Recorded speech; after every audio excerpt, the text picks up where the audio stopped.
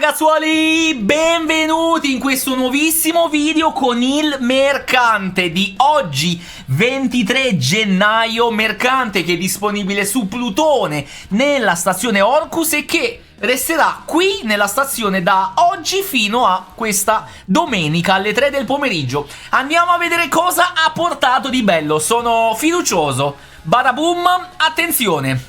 Glifo dadi di Kumei. Rischia il tutto per tutto con questo glifo dadi. Un glifo, vabbè, ci sta. Caruccio, ma niente di che. Poi abbiamo la Primed Sleep Magazine. Ottima Primed mod per le pistole che vi aumenta la capienza del caricatore su alcune armi che hanno un caricatore piccolo. È molto utile come mod, quindi ve la straconsiglio. Poi abbiamo la Primed Cryo Rounds, anche questa è ottima, assolutissimamente da avere, vi dà il ghiaccio sul fucile ed è importantissima per fare le varie combinazioni con gli elementi, come per esempio il virale, quindi tossina e ghiaccio. Poi abbiamo Shell Shock, anche qui stesso discorso, da avere anche questa mod per i fucili a pompa, vi dà non solo 60% di elettrico ma anche 60% di probabilità effetto. Queste mod sono da avere in ogni account. Poi abbiamo un'altra Primed Charger Shell, tutto elettrico oggi. Oggi siamo frizzantini, siamo. Fucile a pompa, anche questa stesso discorso dell'altra mod del fucile da avere assolutamente. Soprattutto se giocate con i fucili a pompa vi serve per fare elettrico, per fare poi le varie combo. Poi abbiamo le armi, come ogni volta che c'è il mercante il discorso è sempre lo stesso. Tutte le armi che porta il baro, se non le avete, le dovete prendere per la maestria. Che siano forti o non forti, le dovete prendere. Quindi prova Vandal, se non l'avete, da prendere insieme al Macete Wright e insieme alla Prisma Veritrux. Fra l'altro 3 armi di fila corpo a corpo. Va bene lo stesso. Poi abbiamo la paletta Kitir carina, io ve la consiglio, ha una colorazione bellina, può essere bello per mettere colorazioni sui vostri personaggi e accessori.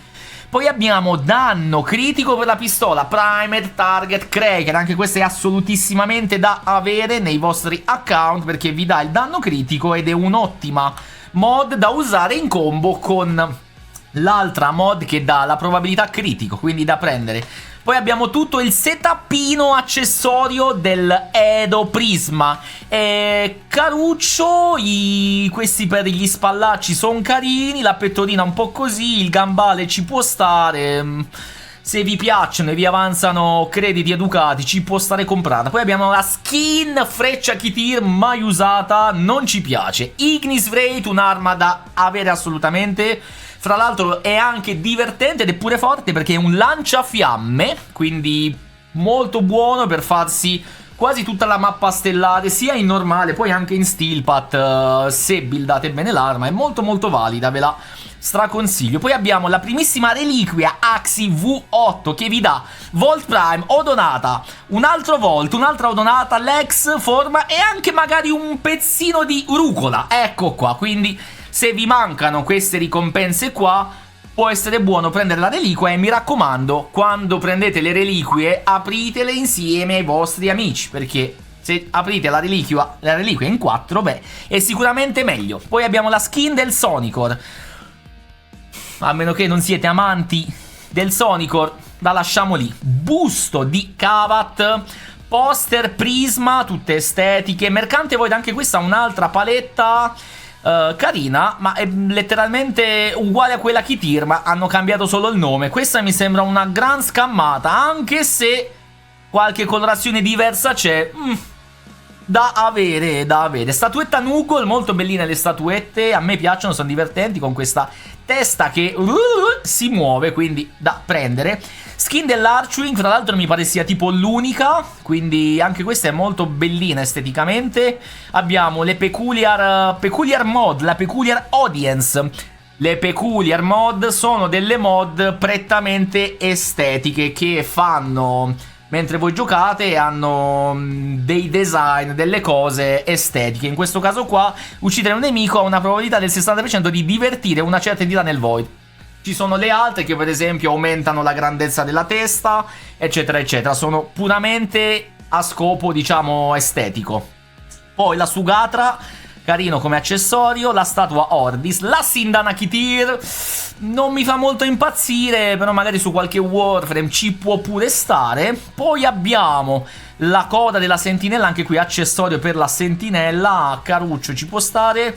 Musica del 10° anniversario, cappuccio che fa un po' paura, ma minchia, così tutto insanguinato, sus.